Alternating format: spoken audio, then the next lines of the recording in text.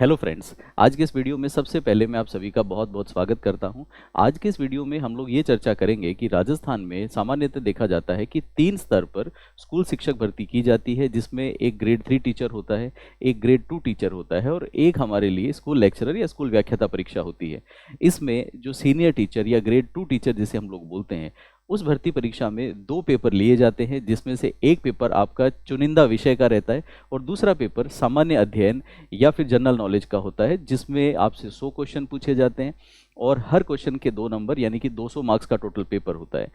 इसमें आपको कई सारे विषय पढ़ने पड़ते हैं। उन सभी विषयों में से एक ऐसा विषय है जिसमें सामान्यतः बच्चों की परफॉर्मेंस उतनी अच्छी नहीं रहती, या यूं समझें कि बच्चा चाह के भी उस स्तर की तैयारी नहीं कर पाता। मैं बात कर रहा हूं अर्थशास्त्र विषय की।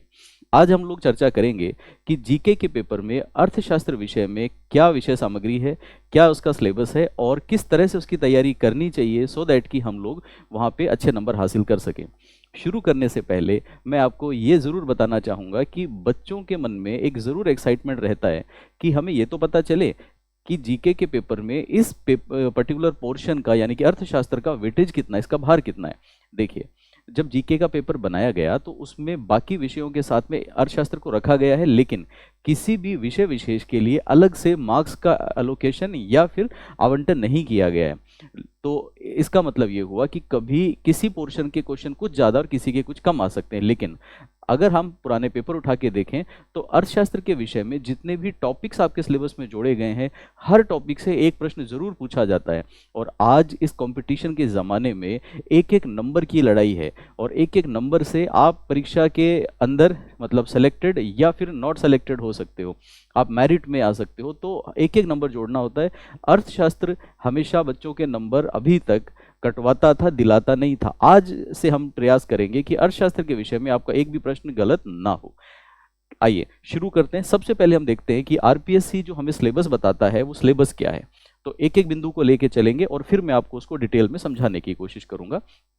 ये सिलेबस जो आपके सामने है, पहले हम इसी पे बात कर लेते हैं। हमारे सिलेबस में सबसे पहले लिखा गया है भारत में ग्रोथ एंड डेवलपमेंट। ग्रोथ और डेवलपमेंट का मतलब है कि भारत में समृद्धि और विकास कितना हुआ, 3 चीज़ों के बारे में। 3 चीज़ें कौन कौन सी? उद्योग में क्या हुआ, कृषि में क्या हुआ और उसके साथ में सेवा क्षेत्र में क्या हुआ।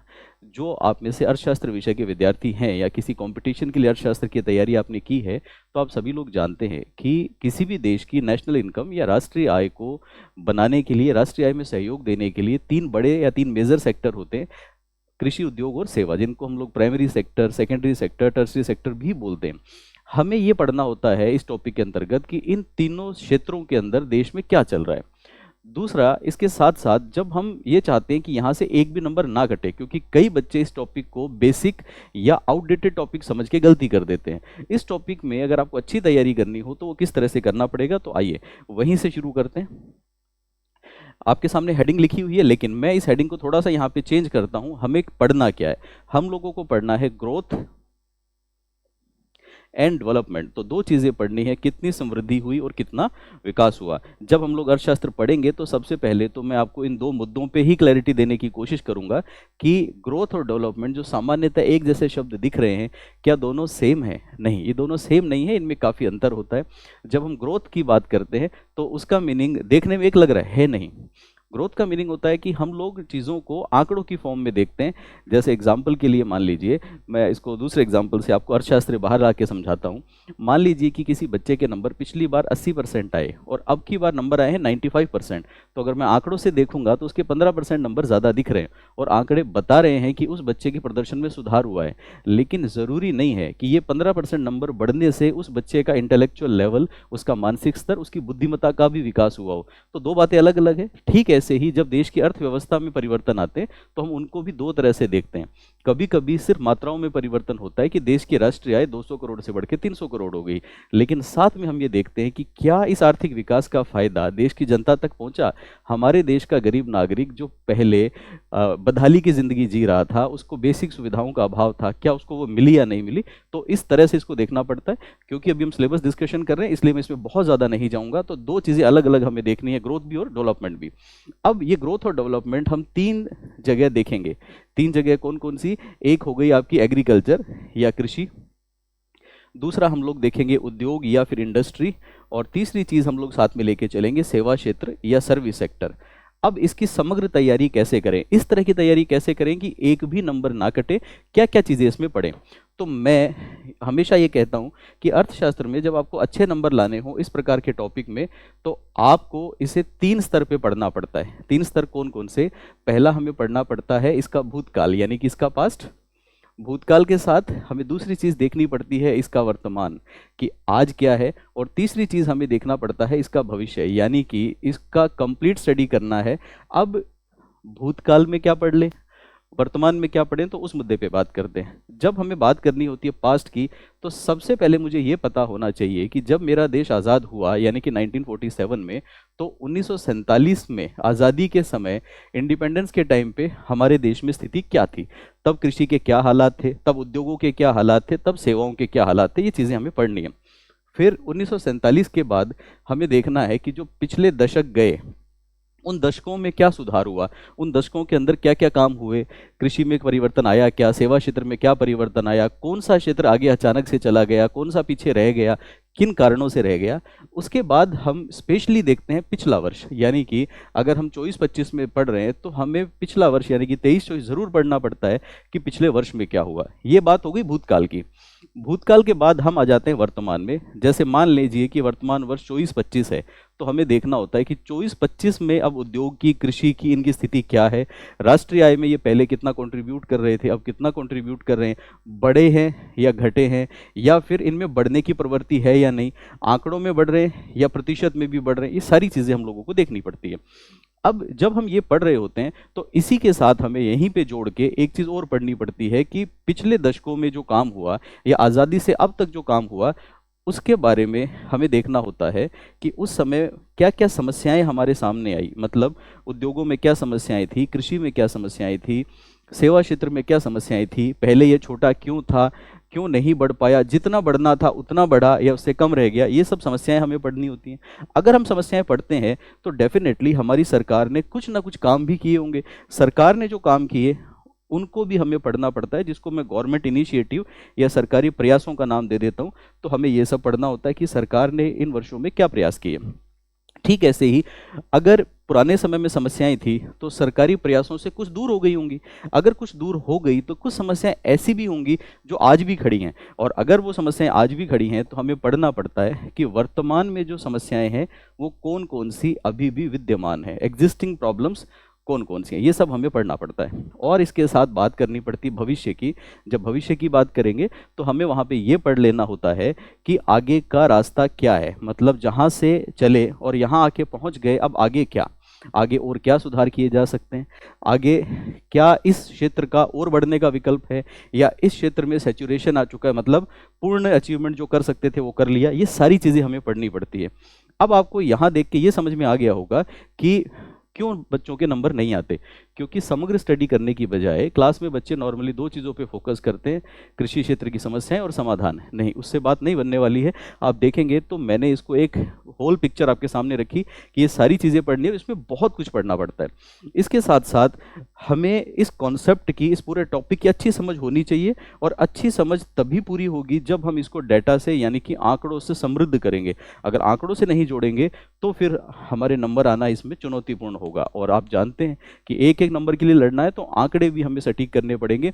1947 के यानी कि आज़ादी के दिन के आंकड़े, पिछले दशकों के आंकड़े, पिछले वर्ष के आंकड़े, वर्तमान वर्ष के, और ये सारे आंकड़े हम लोगों को अलग अलग जगह से जुटाने पड़ेंगे, जिसमें से वर्तमान आंकड़े जो है वो हम लोगों को मिल जाते हैं वर्तमान आर्थिक समीक्षा या इकोनॉमिक सर्वे।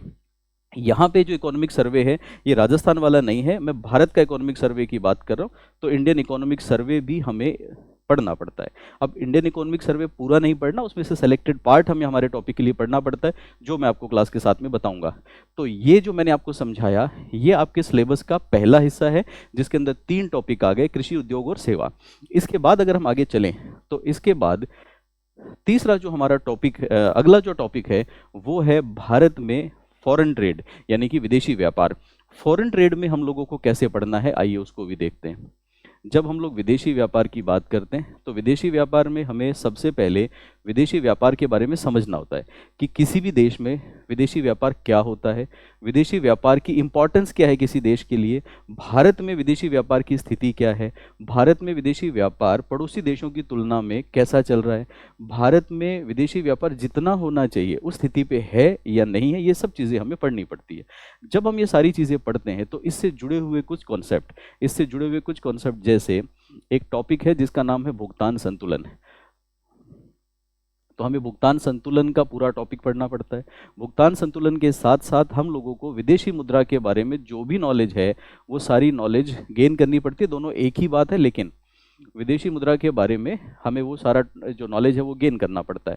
हमें फॉरेन इन्वेस्टमेंट या विदेशी निवेश के बारे में पढ़ना पड़ता है। जब हम विदेशी निवेश के बारे में पढ़ते हैं तो विदेशी निवेश में पढ़ते समय आपको एफडीआई, एफपीआई या और जो एसोसिएटेड कॉन्सेप्ट हैं वो सब हम लोगों को यहाँ पे पढ़ने होते हैं। इसके बाद अगर हमारे भुगतान संतुलन में या हमारे व्यापार में घाटा आ रहा है, जिसको हम ट्रेड डेफिसिट या व्यापार घाटा बोलते हैं, तो हमें उस व्यापार घाटा के बारे में पढ़ना पड़ता है कि वो क्या है, उसको कैसे पूरा किया जा सकता है। इन सब चीज़ों के साथ साथ हमें ये पढ़ना पड़ता है कि भारत के विदेशी व्यापार में कौन सी वस्तु का, कौन सी चीज़ का योगदान कितना है, कौन से राज्य का योगदान कितना है। और क्योंकि हम पेपर राजस्थान का दे रहे हैं तो डेफिनेटली राजस्थान से जुड़ी हुई चीज़ों पे ध्यान देना पड़ता है कि जैसे एग्जांपल के लिए मान लीजिए कि भारत के खाद्यान्न निर्यात के अंदर राजस्थान का रोल क्या है, कौन सी ऐसी चीज़ है जिसके एक्सपोर्ट में राजस्थान सबसे ज़्यादा कंट्रीब्यूट करता है, सबसे ज़्यादा अपना योगदान देता है। तो वो सब चीज़ें हमें पढ़नी है। हमें ये पढ़ना पड़ता है कि भारत का विदेशी मुद्रा भंडार या फॉरेन करेंसी स्टोरेज जो है भारत का, वो विदेशी मुद्रा भंडार कितना है, उसके अंदर पिछले वर्षों में क्या ट्रेंड रहा, क्या प्रवृत्ति रही। क्योंकि टॉपिक का नाम देखेंगे तो फॉरेन ट्रेड में हमें सबसे पहली चीज़ यही पढ़नी पड़ती है, ट्रेंड, इसकी प्रवृत्तियां क्या है, आयात बढ़ रहा है, निर्यात घट रहा है, या फिर आयात निर्यात में असंतुलन बढ़ रहा है, गैप कम हो रहा है। ये सारी चीज़ें हमें पढ़नी पड़ती हैं। ये जब पढ़ेंगे तो हमें साथ में एक्सचेंज रेट या विनिमय दर ये सब भी पढ़ना पड़ेगा। इसके साथ जब बात आती है संगठन या कॉम्पोजिशन की, तो उसमें मैंने बताया कि भाई पेट्रोल कितना आयात करते हैं, कच्चा तेल कितना करते हैं, इलेक्ट्रॉनिक कितना करते हैं, खाने पीने की चीज़ें कितनी करते हैं, वो सब हमें पढ़ना है। हमें ये भी पढ़ना पड़ेगा कि हमारे देश के व्यापार साझेदार या ट्रेड पार्टनर्स कौन कौन है। व्यापार साझेदारों से मतलब है वो लोग जिनसे या तो हम लोग इंपोर्ट करते हैं, वस्तुएं आयात करके लाते हैं, या वो देश जिनको हम लोग निर्यात करते हैं। तो हमें पढ़ना पड़ता है सबसे ज़्यादा किस देश को निर्यात किया, आयात सबसे ज़्यादा कहाँ से किया, निवेश सबसे ज़्यादा किस देश से आया, किस रूट से आया, भारत में जब विदेशी निवेश आता है तो किन किन मार्गों से आता है, ये सब हमें पढ़ना पड़ता है। पिछली परीक्षा में जब ये प्रश्न पूछा गया तो बहुत डीपली जाके क्वेश्चन पूछ लिया गया। नॉर्मली क्लास में बच्चे याद करते हैं कि भारत में सबसे ज़्यादा आयात किन देशों से होता है, यानी कि इंपोर्ट पार्टनर्स, और भारत में सबसे ज़्यादा निर्यात किन देशों को किया जाता है, यानी कि एक्सपोर्ट पार्टनर्स। लेकिन एग्जाम में जो क्वेश्चन आया वो सिर्फ आयात और सिर्फ निर्यात को लेके नहीं, सीधा पूछा भारत का सबसे बड़ा व्यापार साझेदार कौन सा है।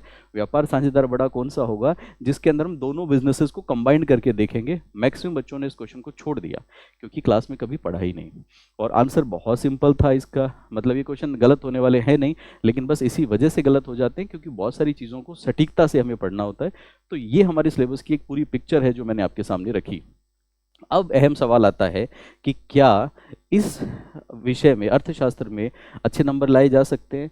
मैं आपको वादा करता हूं कि अर्थशास्त्र में अच्छे नंबर नहीं, पूरे में से पूरे नंबर लाए जा सकते हैं। लेकिन सवाल ये है कि आप तैयारी किन साधनों से करते हैं, मतलब किन किन चीज़ों को आप सोर्सेस को पढ़ते हैं, कैसे पढ़ते हैं, और जब आप पढ़ रहे हैं तो सारी चीज़ों को कवर करते हैं कि नहीं। कई बार हमें एहसास होता है कि आप बहुत पढ़ रहे हैं, लेकिन मुद्दा ये है कि आप बहुत पढ़ क्या रहे हैं। अगर मान लीजिए कि आपने कोई एक किताब उठा के उसमें से 4 पेजेस को 40 बार पढ़ लिया, रिवीजन अच्छी होगी, सब हो गया, लेकिन वो 4 पेज अपने आप में सेल्फ कंटेंट भी होने चाहिए, उनके अंदर सारी सामग्री भी होनी चाहिए। तो सही सामग्री के साथ में सही दिशा में तैयारी करेंगे तो आपके पूरे नंबर आएंगे। और अर्थशास्त्र ऐसा विषय है जो कभी आपको धोखा नहीं देगा। तो मैं उम्मीद करता हूँ कि ये जानकारी आपके लिए यूज़फुल रहेगी। इसी लाइन पे अपनी तैयारी को एक दिशा दें। मैं इसी क्रम में आने वाले वीडियोज़ में आपको और गाइड करता रहूँगा। तब तक के लिए keep learning, keep watching. Thanks a lot.